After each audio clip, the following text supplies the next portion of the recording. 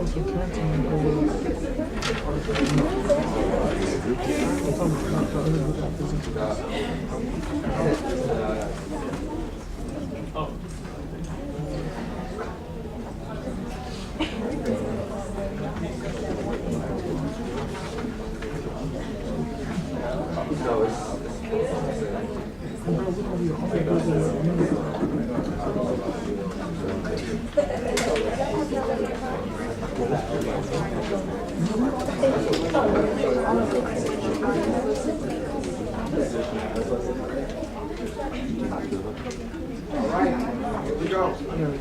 so we're speaking about how the economy affects education.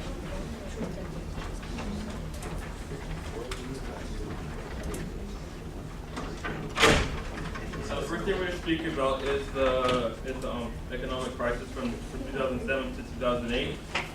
We're going to speak about the American housing market, the U.S. banking bailout, and inflation. Hello, I'm Sherry Ashwood. Hello, Sherry.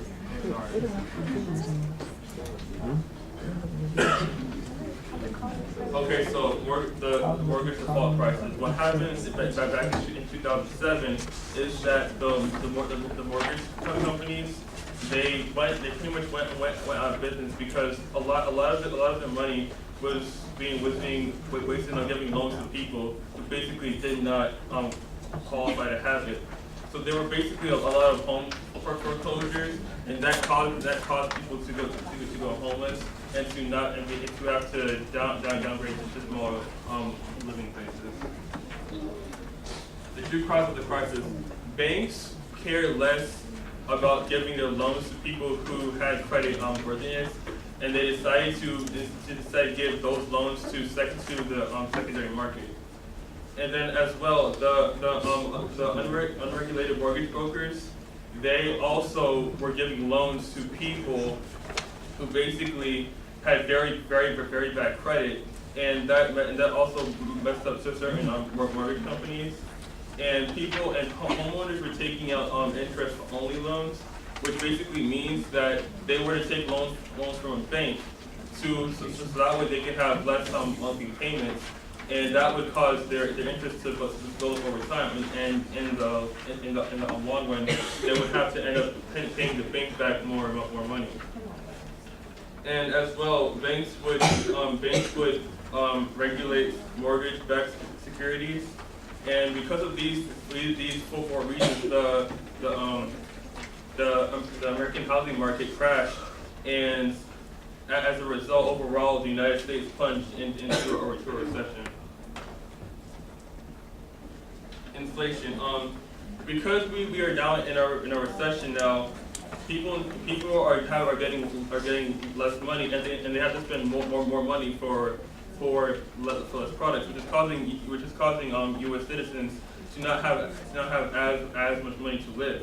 And as far as education goes, we as students in college cannot get as much money in scholarships simply because there just isn't enough money.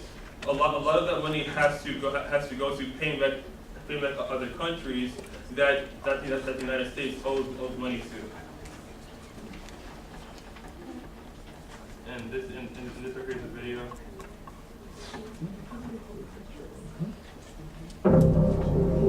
Share prices continued to tumble. Lehman Brothers was forced to declare itself bankrupt. The largest single point drop. The regulators, they have the power to do every case that I made when I was state attorney general. They just didn't want to. We are watching this tsunami coming. They were having massive private gains at public loss. The financial engineer built dreams. When those dreams turn out to be nightmares, other people pay for it. Bear Stearns, Goldman Sachs, Lehman Brothers, they knew what was happening. What do you think about selling securities which your own people think are crap? Does that bother you as a hypothetical? No, this is real.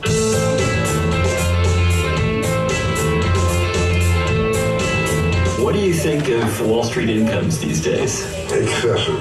By 1986, he was making millions of dollars and thought it was because he was smart.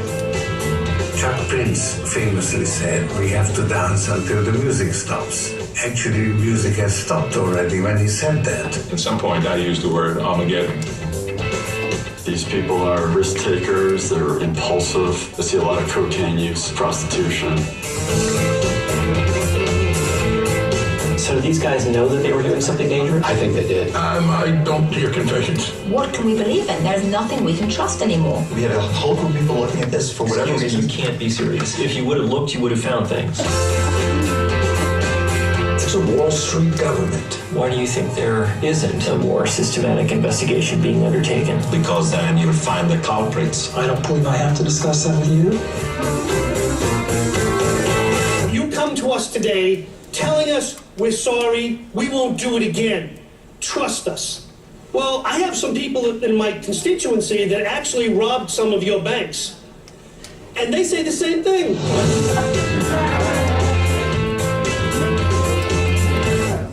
I never heard him mention those things. Can we turn this off for a second? All right, the workforce. The workforce has a lot to do with us and education as college students, especially because you have the college aftermath and unemployment. After we done worked hard in school, we want to make sure that we have a rightful career to start off on. Some people don't have that because the career that they go in is not in high demand. So.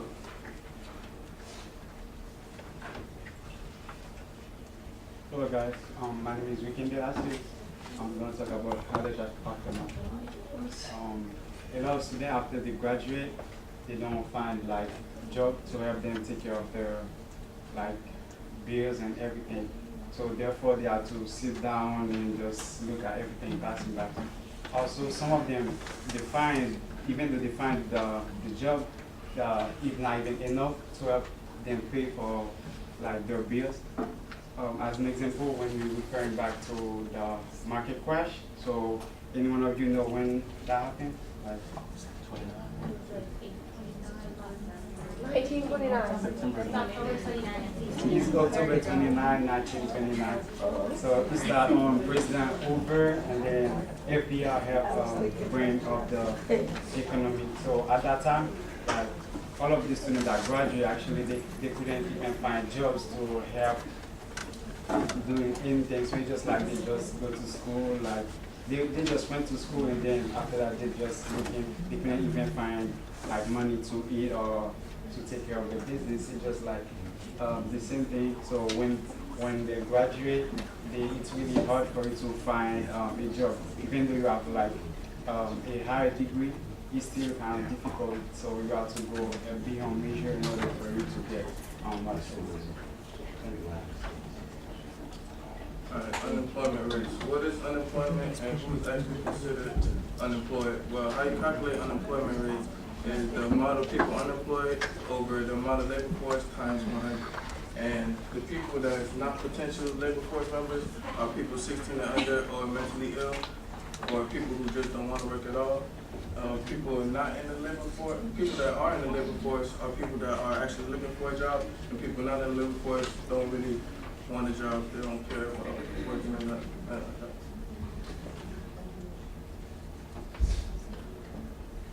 Economic education is pretty much what the last group went over. But government funding is pretty much money they give to us for school, and needed scholarships are those who can't afford it, so they have to go to the government for money. And a merit scholarship is based off your grade from high school or in college, and financial aid benefits us in several ways.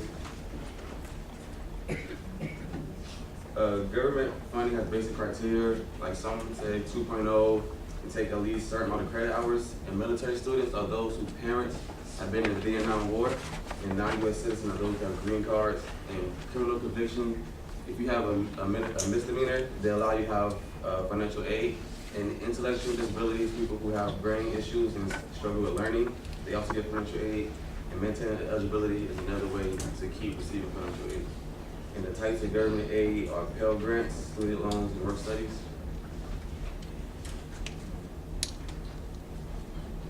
I'm a guidance counselor, and today I'm going to tell you how to compare unsubsidized and subsidized student loans. The difference between unsubsidized and subsidized loans is that an unsubsidized loan is where the borrower or the student is responsible for repayment of the interest, or the interest accrues from the time that you are awarded the loan. That means when you are awarded the loan on Monday it starts to build interest and you are responsible for that interest. On a subsidized loan, the interest does not begin to accrue until separation from school. That can mean graduation or at any point in time that you fail to be a full-time student. You either separate from school completely or drop below the required number of credit hours to be a full-time student. With an unsubsidized student loan, you can begin to pay that interest at any time, a little bit at a time or as much as is possible. If you can't repay it until graduation, upon the point where you gain employment, that's fine, but that interest will accrue. On a subsidized loan, you don't even have to think about interest until the time that you separate from school. I'm Sherry Ashwood. I'm a guidance counselor, and your future starts today.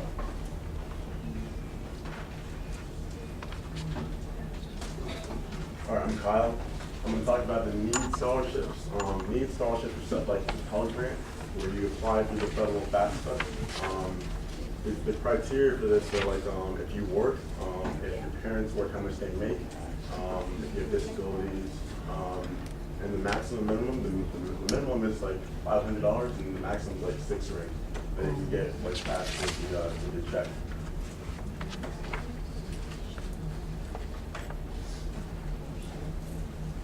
College is expensive.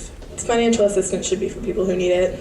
That's just what I think. And in fact, it takes many families years to pay off student loans. But there's one way college tuition seems a little bit more acceptable: scholarships. If they can show academic potential, they deserve a scholarship. But what happens when one of the richest celebrity sons is the recipient of one? Just kind of one of those issues for me that I can see both sides, and both sides seem pretty valid. It's been a hot topic for several months, especially after a famous entrepreneur's son accepted a $54,000 scholarship.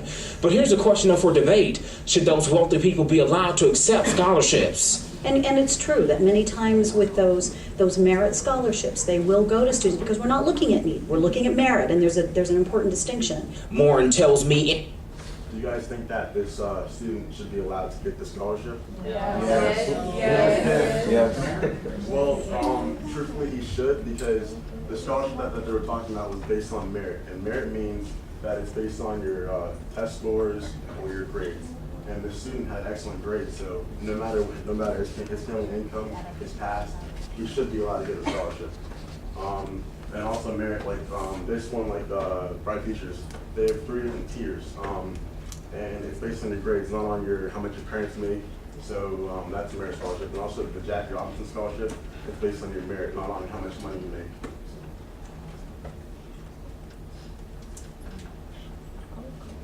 Nice to have you on. What's up? All right, so Ruben, how do you think the economy affects education?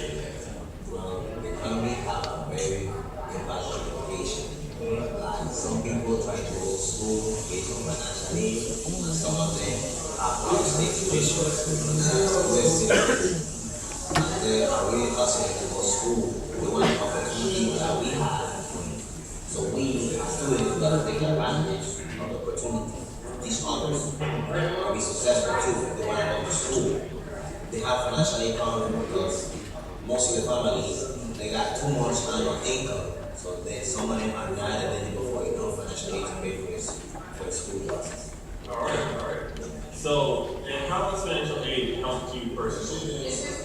Financial aid helps me personally to save money for the future life or future needs and wants. Help to pay my mom bills and to help others in need for emergency, etc. Okay. And one last question. How do you think financial aid will benefit you after college? It will benefit me a big time because it will help me to save thousands and thousands of money, not for me, but for every student that watches this video. It will help you to save a lot of money for college. If you think about it, it will help you to get your dream car, dream house, whatever you plan to do, help you with your career. Like it's a good advantage for you to start saving from now. So start today, start saving from today, and you will make a big difference. All right, well, thank you. All right, it was great having you. Thank you. All right, later. All right, later.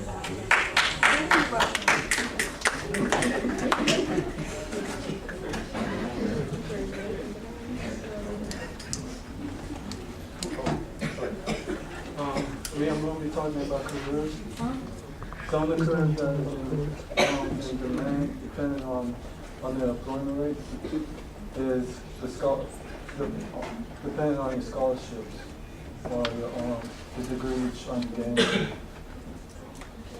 Careers that ain't in demand, depending on, they talk about how low the unemployment rate is for those careers you're trying to pursue, and pursuing a better degree, depending on what you're interested in and what you want to get into in your life.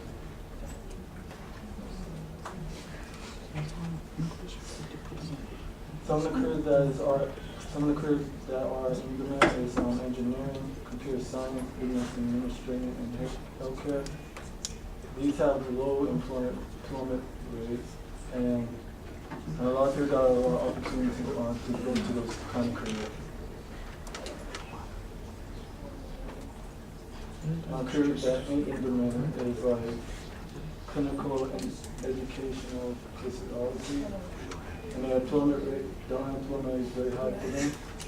Fine arts degree, unemployment rate is 6.2%. And architect is like 11%.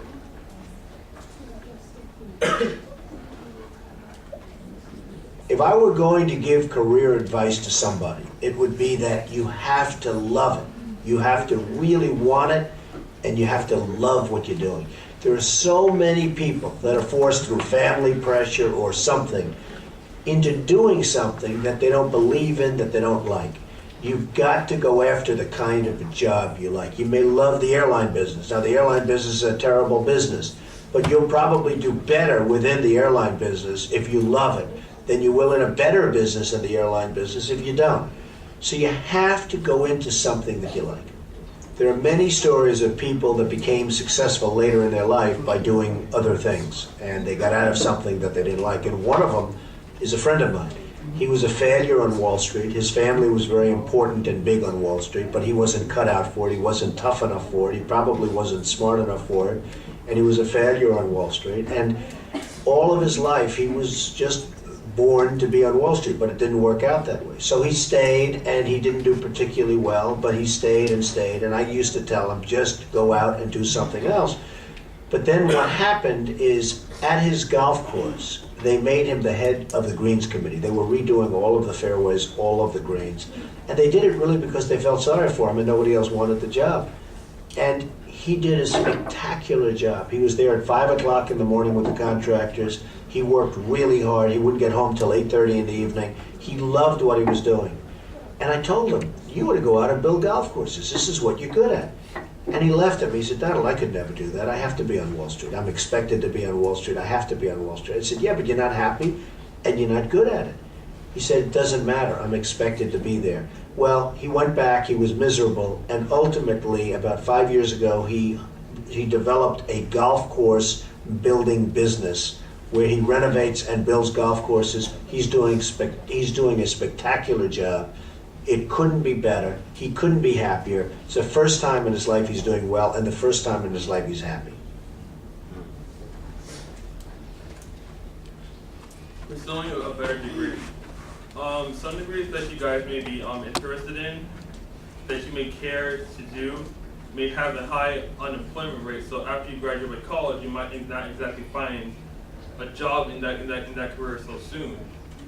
So it's very important to make sure that whatever degree you choose to pursue, you can be satisfied with having that degree, even though finding a job is hard. Let's say, for example, if you wanted to do information technology, the unemployment rate is 14.7%, and that's mostly because employers want somebody who has, let's say for example, a degree in some type of business science, because then if they were to hire them for a specific job in the company, they can do the job better than somebody who has a degree in information technology. So a degree that you could change from information technology is computer science, and that goes the same for anybody who's interested in joining the government or doing sociology. There are better degrees to pursue that you can love and do. And this is your future. This is our first year in college, and it is important for you to make sure that you do the research and you make sure that whatever degree you choose to do, you will never regret it. No matter how many years you spend putting your time, effort, and money into it, you will not regret choosing this degree because you make sure it's something that you love to do. And to help inspire you guys to chase your dreams, here's a video. I don't know what that dream is that you have. I don't care how disappointing it might have been as you've been working toward that dream. But that dream that you're holding in your mind, that it's possible. That some of you already know that it's hard. It's not easy. It's hard changing your life. That in the process of working on your dreams, you are going to incur a lot of disappointment, a lot of failure, a lot of pain. There are moments when you're going to doubt yourself and say, God, why is this happening to me? I'm just trying to take care of my children and my mother. I'm not trying to steal or rob from anybody. Why does this have to happen to me? For those of you that have experienced some hardships, don't give up on your dream. There are rough times are going to come, but they have not come to stay. They have come to pass. Greatness is not this wonderful, esoteric, elusive, God-like feature that only the special among us will ever taste. And it's something that truly exists in all of us. It's very important for you to believe that you are the one.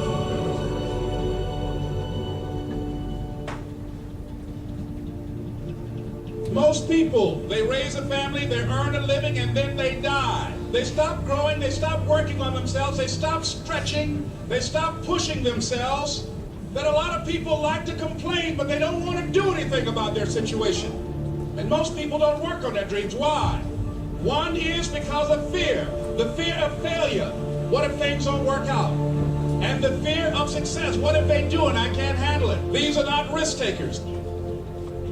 You spend so much time with other people. You spend so much time trying to get people to like you. You know other people more than you know yourself. You study them. You know about them. You want to hang out like them. You want to be just like them. And you know what? You've invested so much time in them, you don't know who you are. I challenge you to spend time by yourself. It's necessary that you get the losers out of your life if you want to live your dream. But people who are running toward their dreams, life has a special kind of meaning.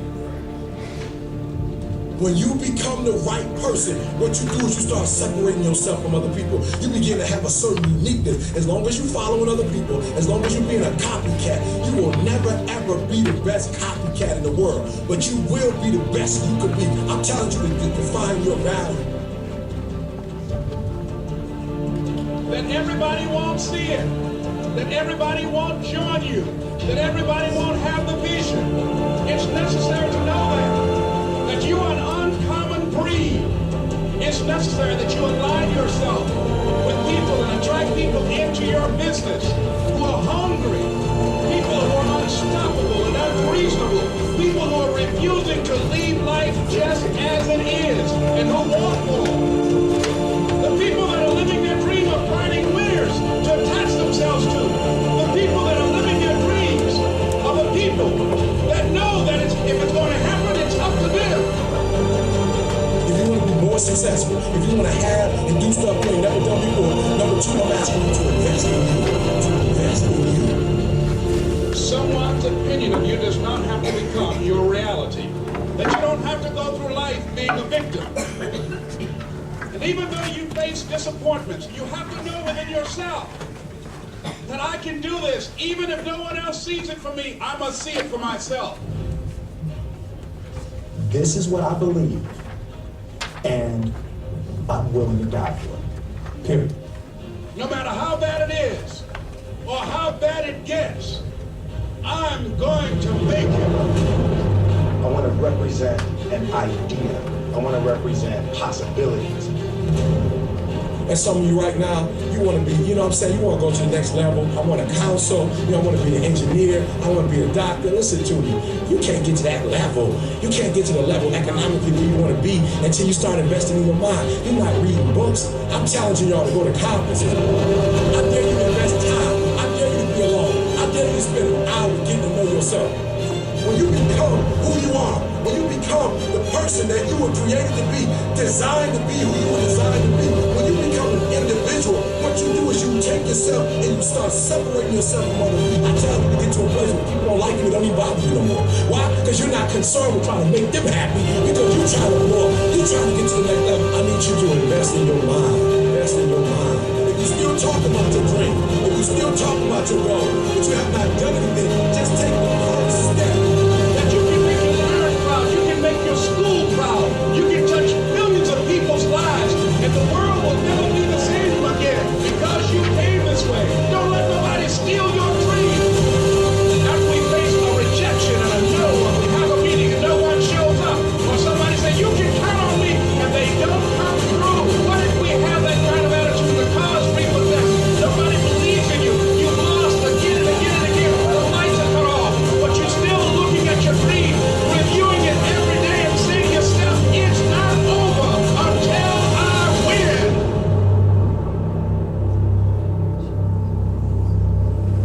You can live your dream.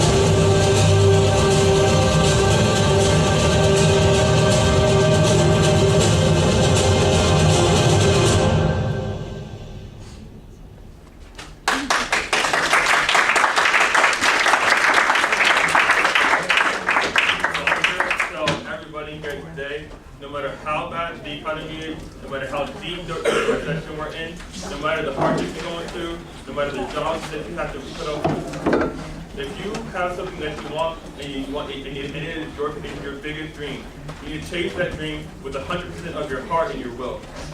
Thank you.